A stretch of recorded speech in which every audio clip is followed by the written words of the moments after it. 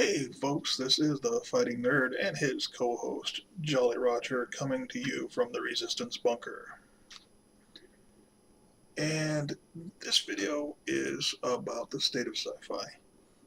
It's another video about the state of sci-fi. But for this one, some people might get a little offended. And I hate that word. It's an overused word now. But this might annoy some of my younger people, my younger viewers. Not that I have a lot of viewers yet on the channel, but if there are any younger ones, I'm going to lay some truth on you. So if you can't handle that, well, oh well. Nothing I can do about that.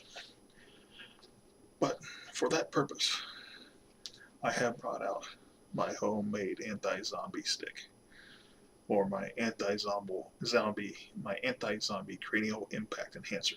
But for the purpose of this video, and some others like it I may do in the future, this is the Mace of Truth.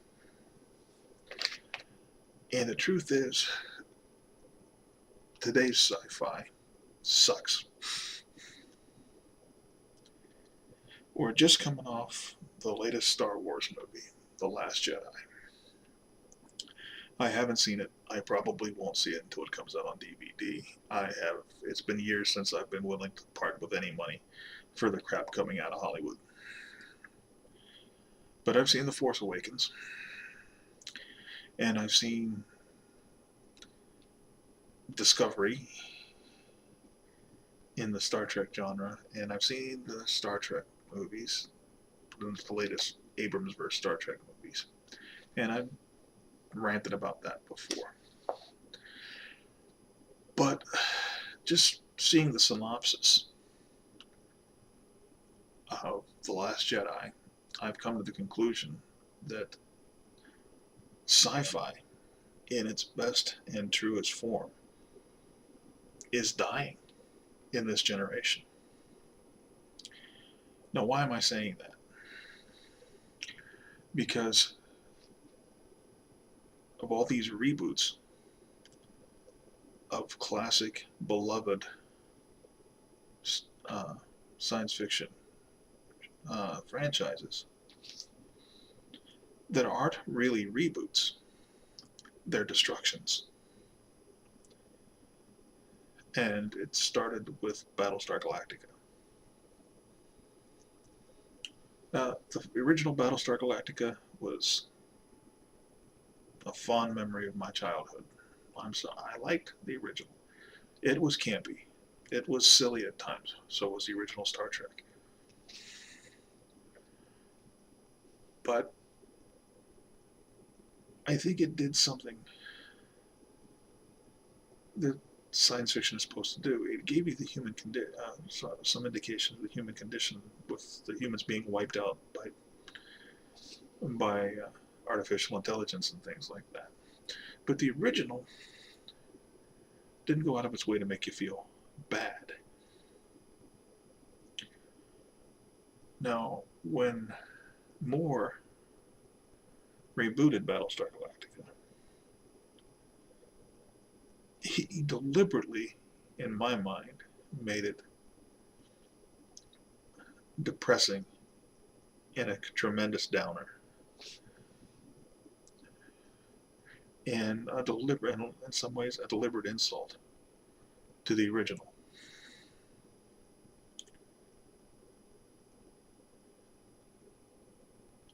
Because sci-fi doesn't have to be uplifting, it doesn't have to be light. But the new Battlestar Galactica was just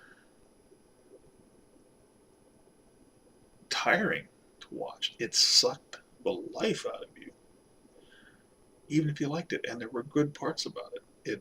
The way it was filmed was fantastic. You know, the military feel of it I liked.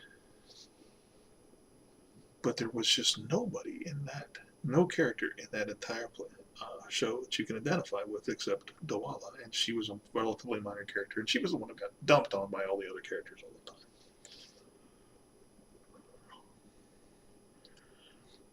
And then you come to the Abramsverse reboot of Star Trek. And again, as far as I'm concerned, it showed no respect for its source material. Now, that one didn't go out of the way and make you feel good. Feel bad. In fact, coming out of the theater, the first time I saw it, and I did go see that one in the theater, I felt pretty good. And I came out pretty positive about the movie, but then I saw it again. And in between the first and second time, I'd actually thought about it and all the ridiculous plot holes that were in it. And the continuity gaps. And the ridiculous Keystone Cop Three Stooges scene where Scotty gets beamed into the plumbing of the Enterprise. And then came Into Darkness, which was even worse for being stupid. I'm sorry, folks, it was just stupid. The story made no sense. The level of suspension of disbelief required was above and beyond the call. I mean, you had Khan from this little teeny tiny attack pod transporting over interstellar distances to the Klingon Empire. If they could do that, why would they need a whole fleet of these big, expensive starships? And then there's Khan's reasoning. He's supposed to be a genetically engineered genius. I love my people so much, I am going to hide their unconscious bodies in missiles that might be conceivably shot into space to impact and explode when they hit their targets.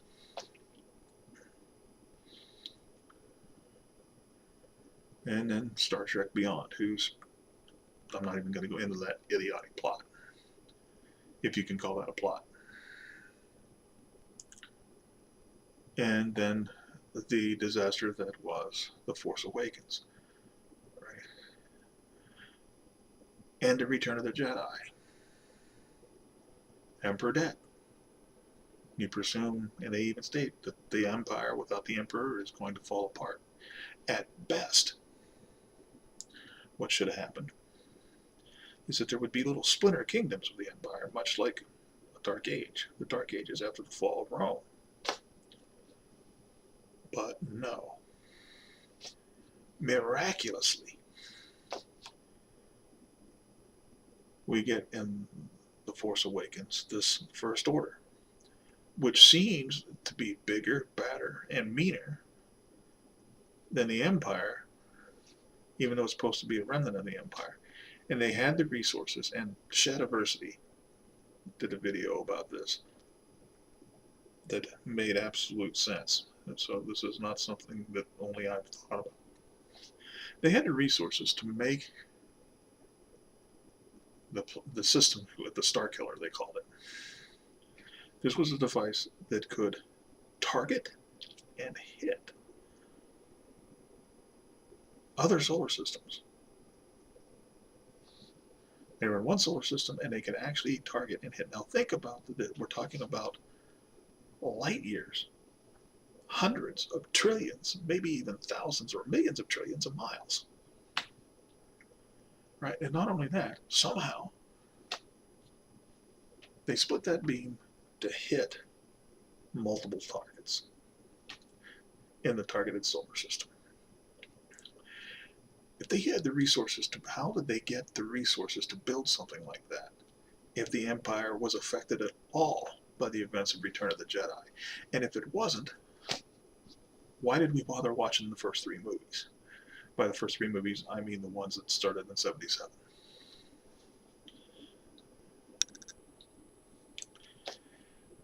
And the thing is this.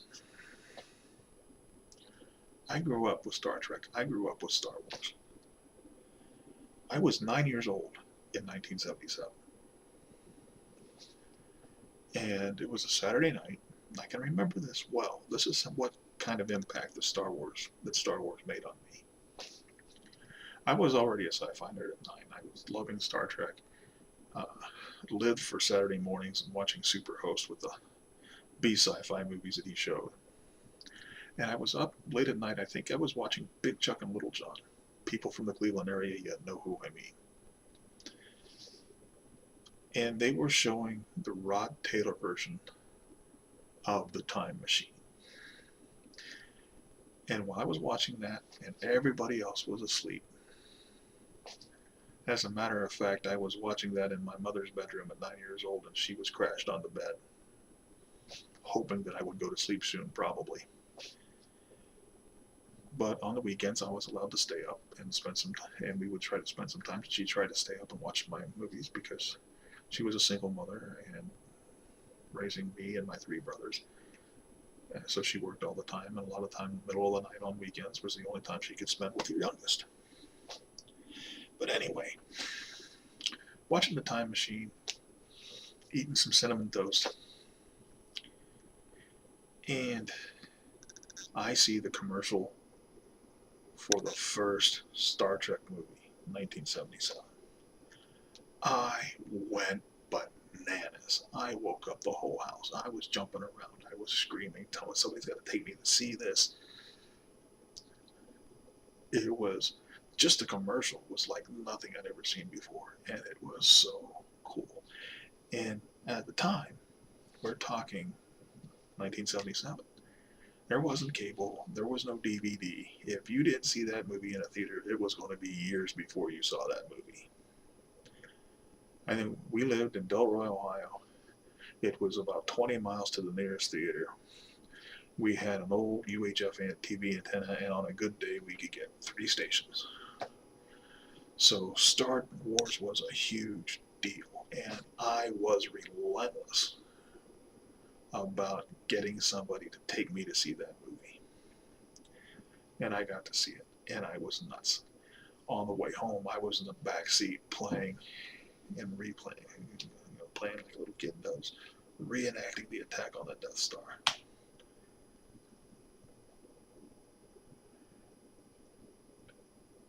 So imagine my sadness at what I see coming out of Star Wars, what passes for Star Wars today, what's coming out of Hollywood and calling itself Star Wars. There is no plot. They don't make it. The Force Awakens did not make any sense.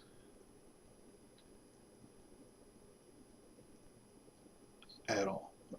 Had a Rebel Alliance. Rebel against what? Rebel against what? Because they also had the New Republic. So did they choose to go and make a base, the First Order, and become rebels? Well, they weren't rebels. At that point, they were insurgents. Now, they might have had a good cause, but they weren't rebelling against anything. All right? And the Republic seemed entirely weak and had very little to do with the actual story other than being a target. And again, you ask, why did the characters in the first 3 movies even bother?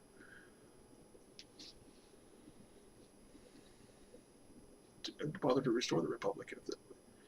If the Republic was allowed the First Order to regrow to the mammoth size that it had after the Empire, than it was after the Empire was destroyed. Okay, now I read the synopsis of The Last Jedi. And it's not only a nonsensical plots from what I can see, Rey mastering the Force after 2 lessons or 3 lessons. Luke, thinking about murdering his nephew, Kylo Ren, in his sleep.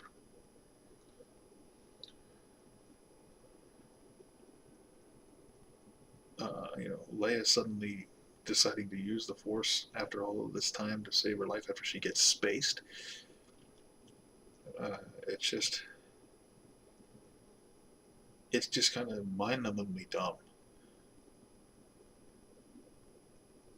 But everything, even people that like the movie, the people that liked The Last Jedi are talking about how it basically wipes the slate clean. They burn all the old Jedi books. They kill off Luke. Then there's all this talk about putting the past in the past. So what they're saying here is screw all of the other movies. And screw the people that like them and screw the people that grew up with them. Because we want to do it in our way and we don't want to be tied down by the old continuity. And that's what the people who did Star Trek Discovery said too. And incidentally, that's pretty much what Zack Snyder wanted to do with Superman. And here's my point. And here's where the mace of truth comes in. The reason that these new people want to come in and destroy all of these old and beloved franchises, the greatness of those franchises, is because their generation has no great sci-fi that they have created themselves to point to. And they seem incapable of producing any decent sci-fi.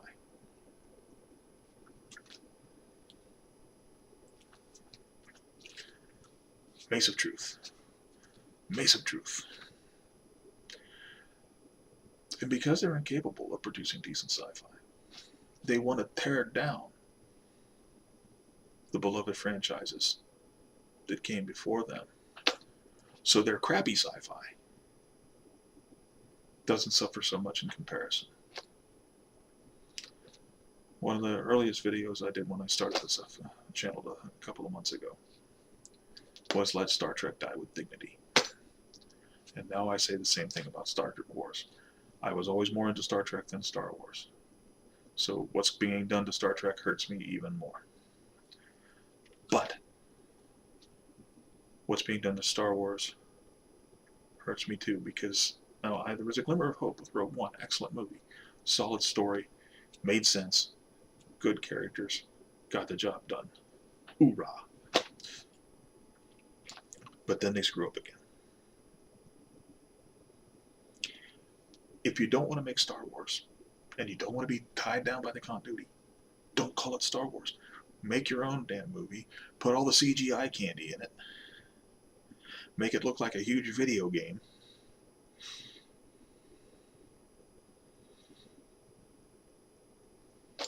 Dumb it down like you've done with almost all the good sci-fi franchises. And be honest about it. Because part of the destruction of sci-fi is dumbing it down. Where you're not seeing any reflection of the human condition, like you saw in the better episodes of the original Star Trek movie. Where you saw what you saw on the old show, The Outer Limits, the black and white one in the 60s. What you saw in The Twilight Zone.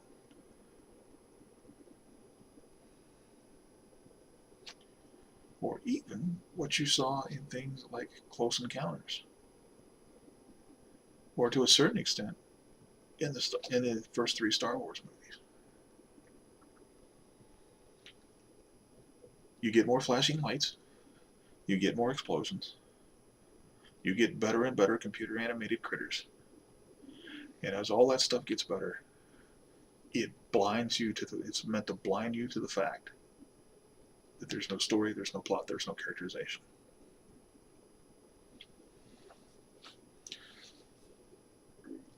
Today's sci-fi sucks, and it's probably going to continue to suck. I hope I'm wrong. But what's happening is all of this is dripping into sci-fi literature.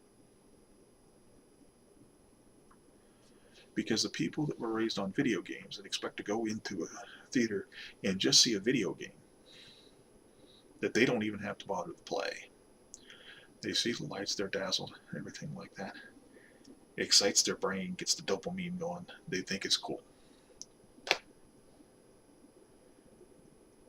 But it's not thought-provoking in the least.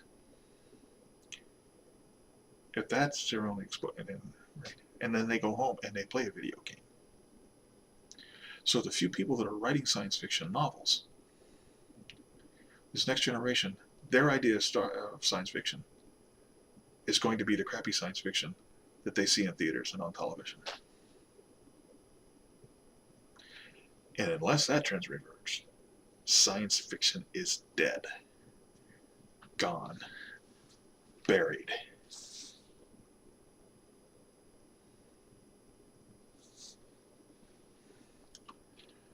And I honestly don't know what to do about it.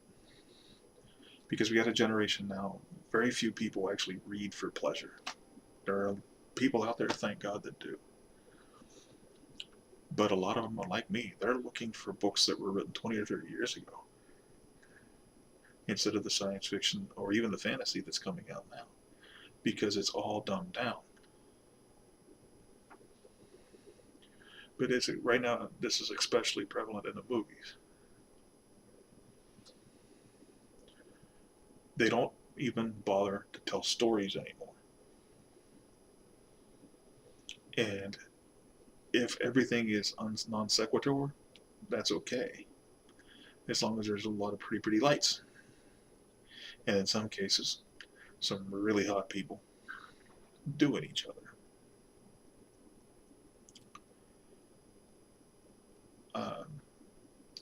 I would love to see people's suggestions on how to reverse this. And if you disagree with me, tell me why. But be civil, because if you're not only will I ignore your comment, I'll delete it. So, am I right? Is science fiction dying? Does today's science fiction suck? Let me know. I am going to leave you now. But as always, remember, words make history. This is the Fighting Nerd and his co-host, Jolly Roger, coming to you from the Resistance Bunker. And I bid you